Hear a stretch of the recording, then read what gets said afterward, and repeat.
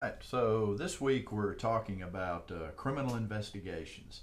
Uh, the thing about criminal investigations, being that this is a survey course, I thought it would be very important, or I thought it'd be more beneficial to talk about it from the perspective of a patrol officer.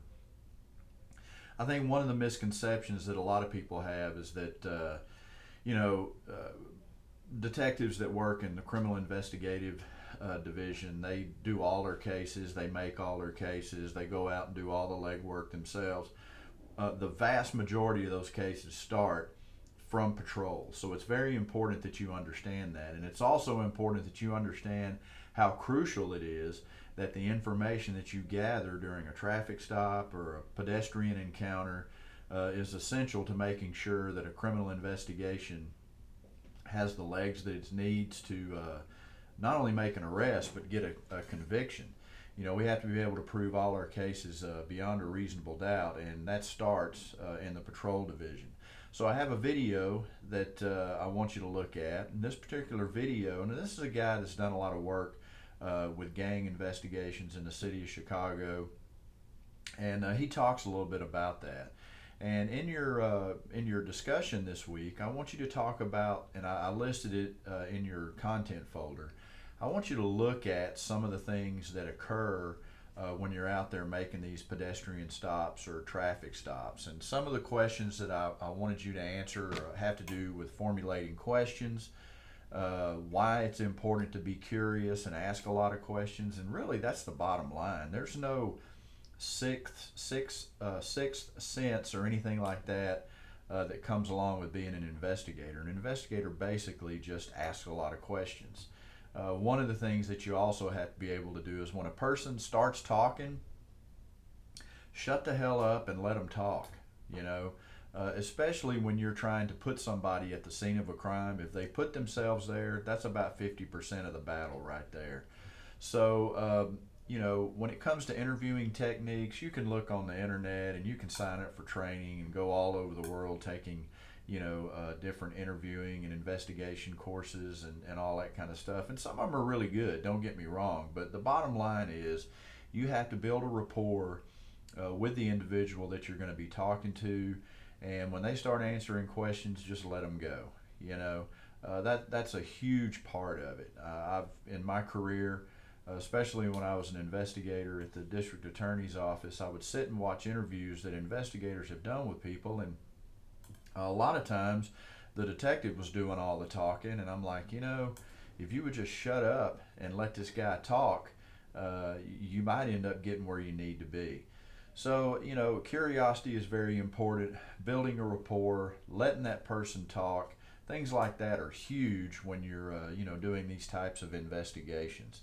And the other thing you have to look at are these strategies for building rapport. And also, when you build that rapport, how can that rapport help you get to where you need to be as an investigator? Listen, some of the best investigators that I've known throughout my career were patrol officers who worked the street. They knew their area and they knew what questions to ask and how to ask them. Obviously, if someone is a detective and they call somebody into their office and they have to come to the police department and they have to sit in a chair and they're being videotaped or they're taking a formal statement, obviously that's going to create some barriers, it's going to create some nervousness and things like that. A lot of stuff can be done from the patrol level.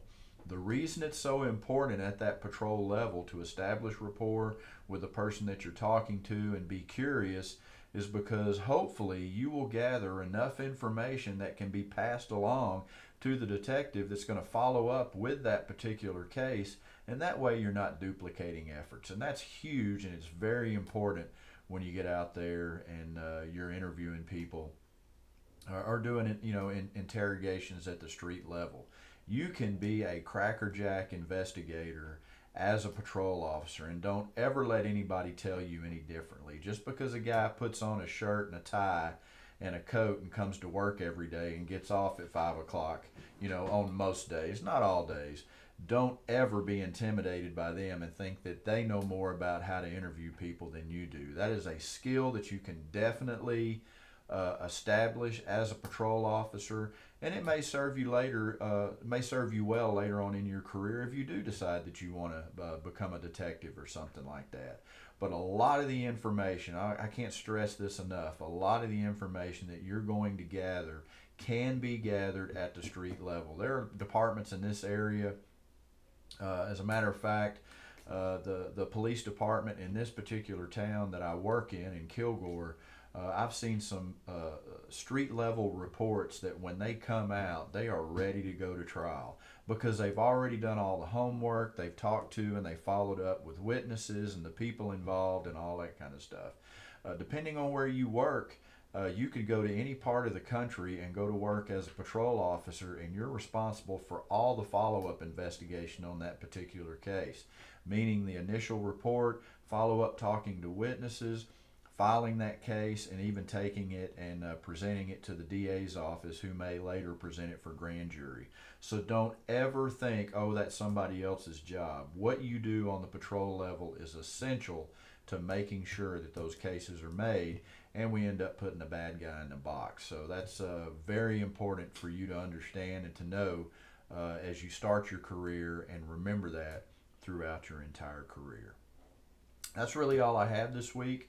I hope that you're learning some tips that are going to help you later on in your law enforcement career, if that's an avenue that you decide to take. I know that some of you are already working in law enforcement, and I hope that if anything, you're at least, if not learning, you're relearning some things that are going to make you better at your job.